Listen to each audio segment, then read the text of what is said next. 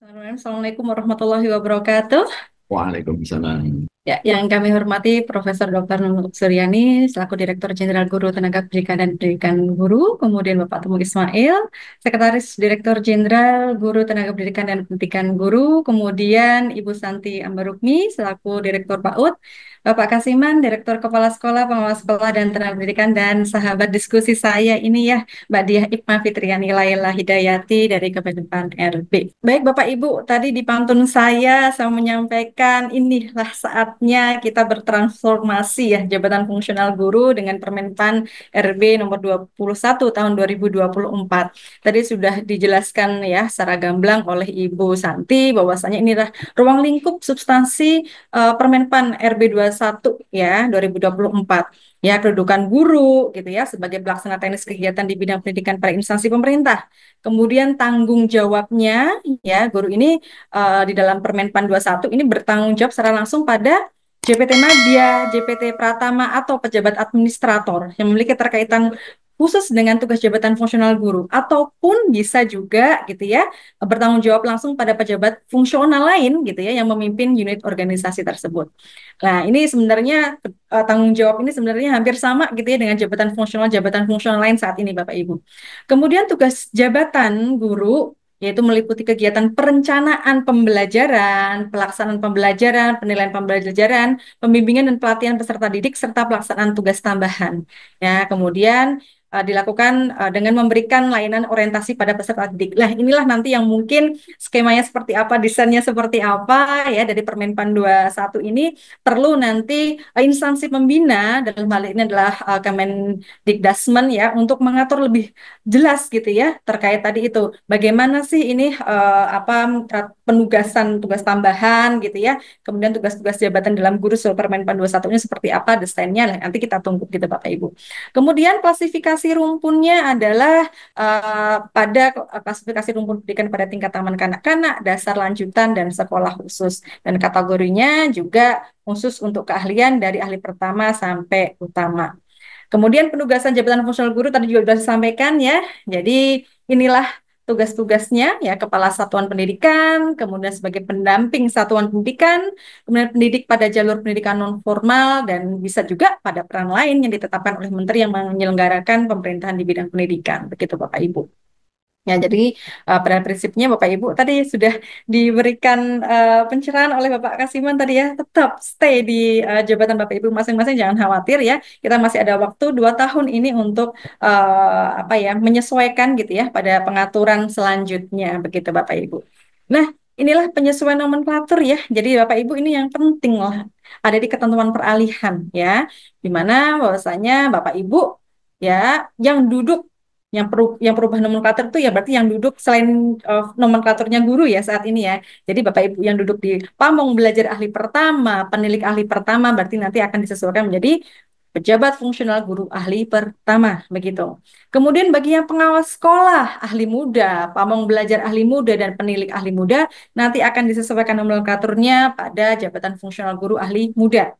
Ya, kemudian yang jabatan fungsional ahli madya gitu ya, itu bagi mereka yang saat ini menduduki pengawas sekolah ahli madya, pamong belajar ahli madya, dan penilik ahli madya. Dan ketentuannya juga ini sudah jelas ya di dalam Permenpan 21 ya. Jadi dari PPK tadi menugaskan guru dengan ketentuan guru yang sebelumnya menduduki jabatan fungsional pengawas sekolah, gitu, kemudian penilik nanti akan menerima penugasan sebagai pendamping satuan pendidikan seperti itu. Nah, yang bagi pamong belajar maka nanti menerima penugasan ya sebagai guru untuk pendidik pada jalur pendidikan non formal. Kemudian ada ketentuan lainnya di sini bahwasanya seluruhnya tadi ya berarti yang saat ini yang pengawas sekolah, pamong belajar, penilik wajib memiliki sertifikat pendidik untuk guru paling lama 2 tahun sejak peraturan menteri ini diundangkan. Begitupun mungkin sebenarnya juga ini ya saat ini yang guru yang sudah duduk dalam nomenklatur guru ya juga ada sertifikat pendidik karena ini juga memang sudah mandat dalam undang-undang gitu ya. Nah ini khusus yang masa peralihan ini ya ketika jabatan tadi itu harus mewajib memiliki sertifikat pendidik. Kemudian PNS yang menduduki jabatan fungsional pengawas sekolah ahli utama maupun JF pendidik ahli utama tetap menduduki jabatan tersebut sampai mencapai batas usia pensiun 65 tahun atau pemberhentian sesuai dengan ketentuan peraturan perundang-undangan. Jadi Bapak Ibu untuk saat ini memang untuk yang pengawas sekolah maupun penilik gitu ya, masih silakan berlanjut gitu ya sampai nanti ahli utama di usia 65 tahun gitu.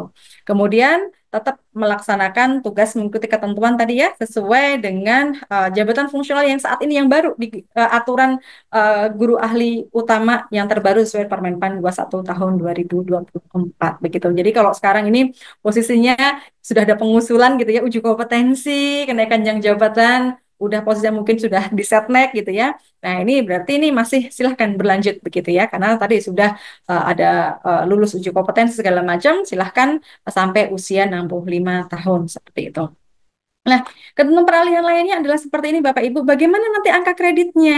Nah, angka kreditnya berarti silahkan nanti ketika proses pada angka kredit yang lama gitu ya, itu silahkan dibawa. Ya, jadinya yang dulu ini ditetapkan sebagai angka kredit jabatan fungsional guru sesuai dengan jenjang jabatannya, gitu ya.